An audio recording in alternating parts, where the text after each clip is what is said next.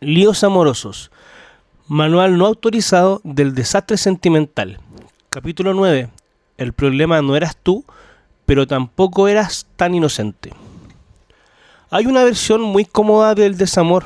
Es la versión en la que uno dice, me hicieron esto, y muchas veces esa frase es cierta. Hubo ambigüedad, hubo inconsistencias, hubo migajas, hubo promesas blandas, desapariciones, reapariciones estratégicas y una cantidad importante de señales confusas administradas por alguien que no supo, no quiso o no pudo cuidar bien. Todo eso puede ser verdad al mismo tiempo. El problema es que si la historia termina ahí, queda una parte importante afuera. Porque en muchas historias afectivas uno no fue culpable del daño, pero tampoco fue completamente inocente de haberlo dejado crecer más de la cuenta. No se trata de repartir culpas como si esto fuera un juicio, se trata de hacer algo más útil. Mirar en qué parte del otro te dañó y en qué parte tú seguiste ayudando a que la historia te dañara más. No por estupidez, no por falta de amor propio automático, a veces por esperanza, a veces por miedo, a veces por deseo, a veces porque una parte de ti prefería seguir explicando antes que aceptar.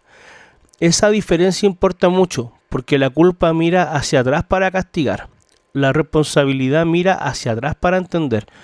La culpa dice, qué tonto fui, como no me di cuenta, todo fue mi culpa.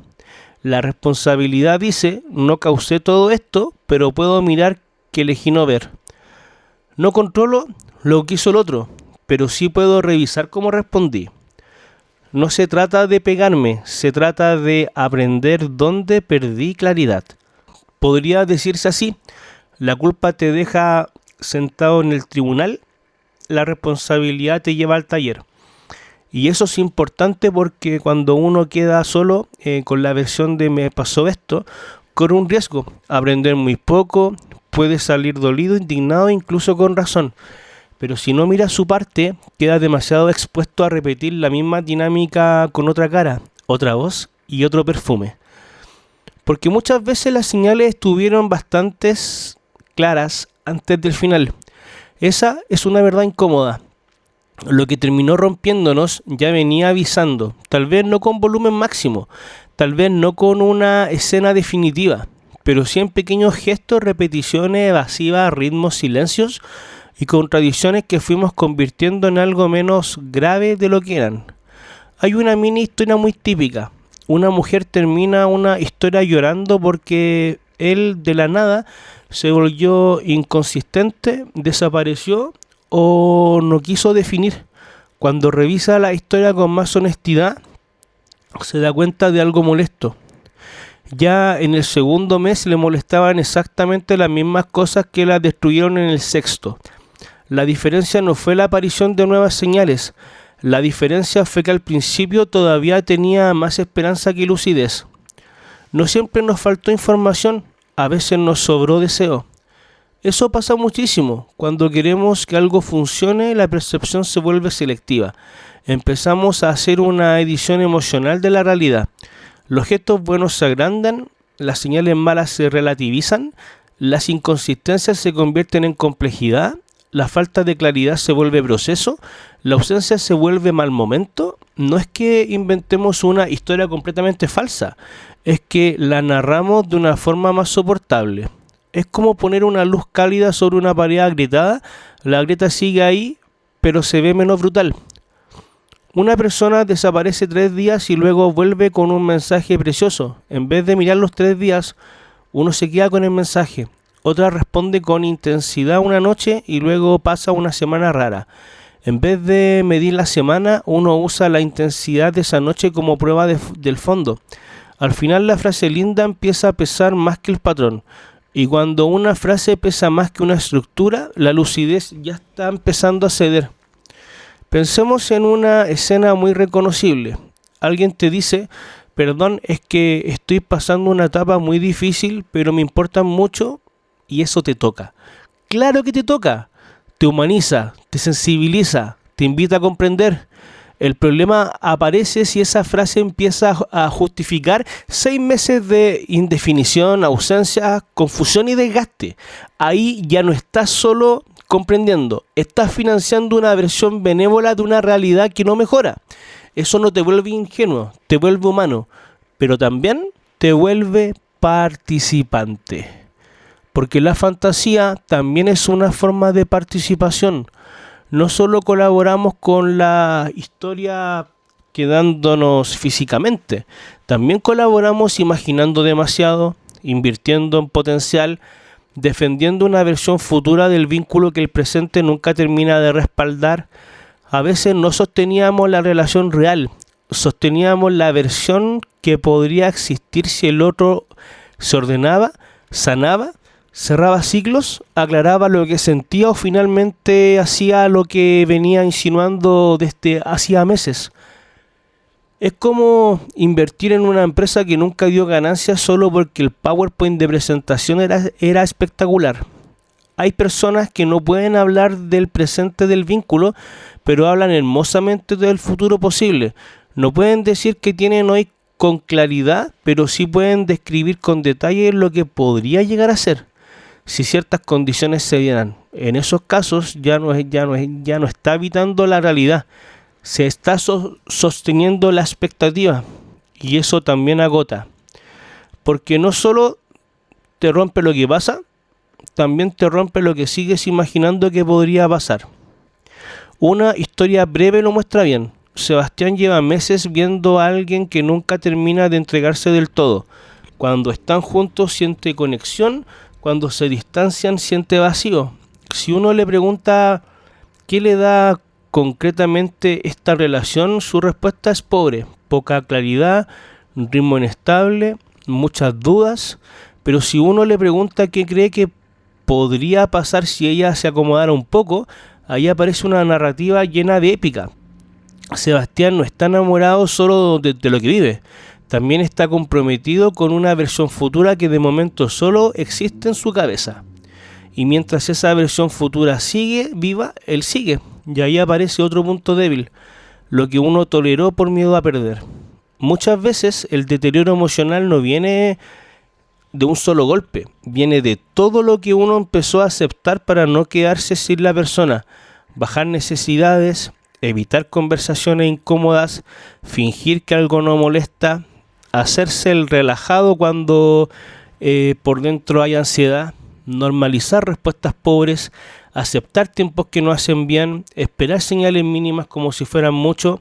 Es un desgaste silencioso, muy elegante, incluso porque a veces uno se da cuenta de lo que se está achicando. Es como ir recortando tu propio tamaño para caber en un vínculo que ya venía chico.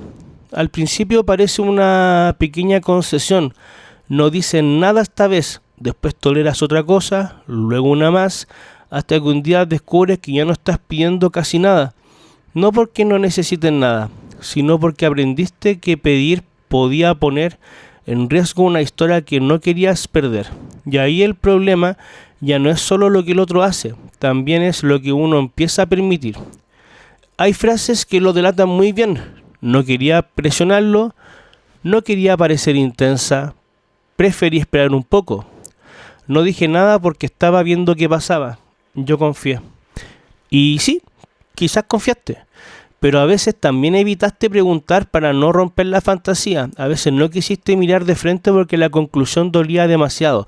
A veces no solo fue confianza, fue miedo muy bien vestido de paciencia. Eso es lo que podríamos llamar una inocencia emocional elegante. No es la inocencia ingenua del que no vio nada, es la del que vio bastante, pero eligió llamarlo de otra manera para poder seguir. No porque sea manipulador ni masoquista, sino porque la verdad completa lo habría obligado a actuar antes de estar listo. Por eso una frase útil para este capítulo podría ser esta: no eres autor principal del desastre, pero a veces sí eras coeditor del guión. Puede sonar duro, pero en realidad es muy liberador, porque rompe la fantasía de pasividad total, y cuando uno deja de verse solo como víctima absoluta, algo cambia. vuelva a tener margen de aprendizaje. Mucha gente dice al final de una historia, no lo vi venir, y a veces eso no es del todo cierto. Lo que no se vio venir fue el desenlace exacto o la intensidad del dolor, pero las señales previas estaban ahí, solo que en ese momento no se leían de manera distinta. Es como ver una película con subtítulos y decidir no leerlos porque la escena se siente más romántica sin tanta traducción. Un amigo, una amiga o incluso uno mismo, con distancia, podría haber visto bastante antes lo que estaba pasando. Esa es otra escena muy común. Todos alrededor notaban cosas, pero quien estaba adentro seguía diciendo no, lo que pasa es que es complicado, hay cosas que no entienden, conmigo es distinto. Esa defensa no siempre es necedad, a veces es inversión emocional defendiendo su propio costo. El corazón en estas historias se parece bastante a un testigo poco confiable. Declara una cosa al inicio, otra al medio del duelo y otra muy distinta al final. Primero dice, todo venía bien, no entiendo nada. Después admite, bueno, algunas cosas sí me hacían ruido. Y más tarde, cuando ya no necesita sostener la fantasía, reconoce, la verdad es que había señales y yo seguía apostando igual. Ese momento duele, pero también afina. ¿Por qué permite localizar el punto exacto donde se perdió claridad? ¿Cuándo empecé a justificar más de lo que observaba? ¿Qué señal repetida dejé pasar? ¿En qué momento bajé mis necesidades por miedo a perderlo? ¿Qué sabía en el fondo aunque todavía no quisiera concluirlo? Estas preguntas no buscan humillarte, buscan devolverte criterio. Aquí el humor ayuda mucho, porque la amnesia selectiva del corazón a veces es realmente ridícula. Gente diciendo jamás lo vi venir, cuando ya había hecho 5 presentaciones en PowerPoint sobre el tema con sus amigos.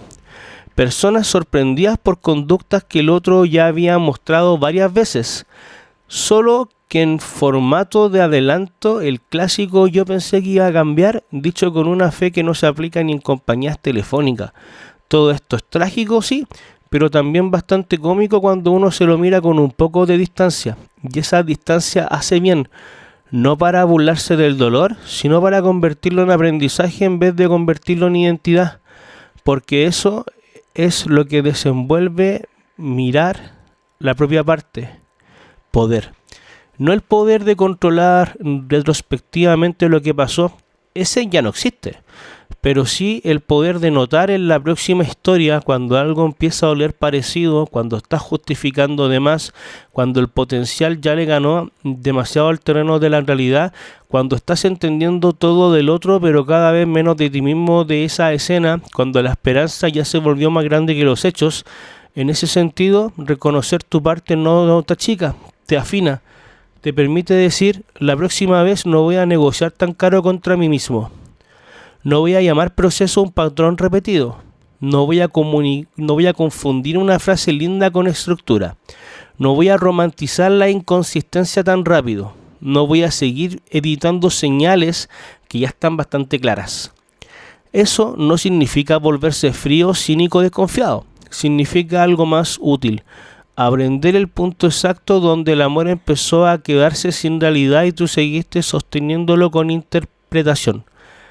Al final, mirar la propia responsabilidad no equivale a absolver al otro.